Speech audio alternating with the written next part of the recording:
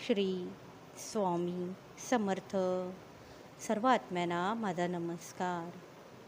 निशंक हो निर्भय हो मनारे, प्रचंड स्वामी बळपाटीशी.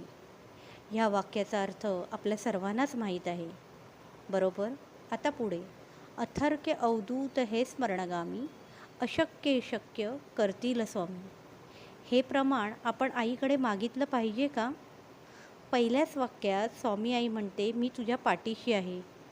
मग पुढच्या वाक्यांचा आपण प्रमाण का मागत बसतो?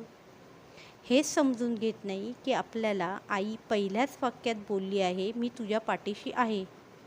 बस ना, पुढच्या गोष्टी आपल्या आयुष्यात आपसुकच घडतील.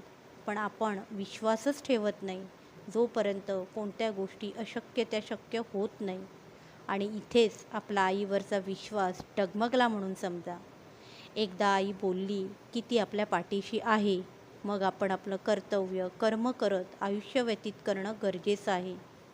आई आहे ना पाठी, मग मागची चिंता पुढची चिंता कशाला? ह्यावरूनच आपण आईचे किती सक्षम भक्त आहोत हे कळून येते. आपल्याला प्रत्येक गोष्टीत प्रमाण हवं असतं. चांगलं घडत असलं तर अनुभव, आणि थोडंफार काही वाईट घडलं म्हणजे माझं नशीब खराब, देव आपल्याला साथ देत नाही. काय हे सर्व? अरे, आपण आपल्या स्वतःलाच इतके नकारात्मक ऊर्जेमध्ये ठेवतो व आईकडून सकारात्मकतेची अपेक्षा करतो. हे कसं घडू शकतं? प्रत्येक वेळेला चांगलंच घडतं असतं तर रात्रच झाली नसती. नेहमी प्रकाश म्हणजे दिवस असता. मला नेमकं काय म्हणायचं आहे हे आपण सगळ्यांनी समजून घेतलं पाहिजे. चांगलं आहे तिथे वाईट असणारच, राग आहे तिथे प्रेम असणारच, देव आहे तसं असुर देखील आहेच. तेव्हाच ही सृष्टी संतुलनमध्ये आहे.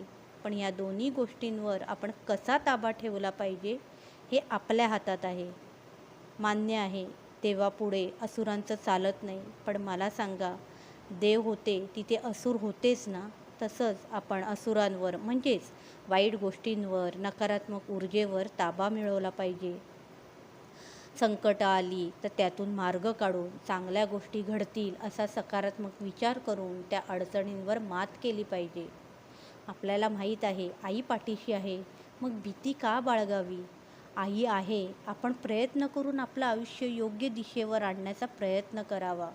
एखाद्या वेळेस आपला प्रयत्नसुद्धा चुकला तरी आई आहेच आपल्या पाठीशी, योग्य वळणावर आणण्यासाठी.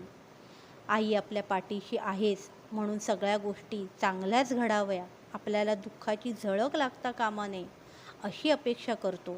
आणि इथेच आपली चुकीची अपेक्षा ठरते. अशक्य ते शक्य व्हावं अशी आईकडून आपण अपेक्षा करतो. हो, आईला ते सहजपणे शक्य आहे, पण तितका विश्वास आपल्यात आहे का हा विचार आपण केला पाहिजे.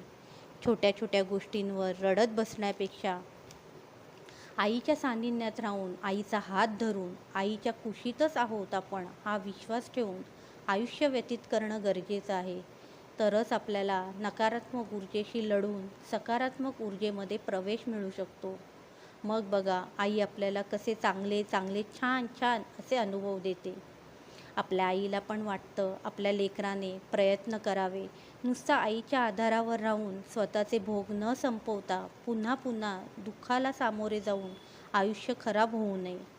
एकदा आपण आपले भोग संपवले की आपल्यापेक्षा आपल्या आईला जास्त आनंद होतो. लक्षात ठेवा, कारण आपल्या सगळ्यांना आईने निर्माण केलं आहे. आपल्या लेकराला त्रासात बघून कोणत्या आईला आनंद होत असतो? श्री स्वामी समर्थ.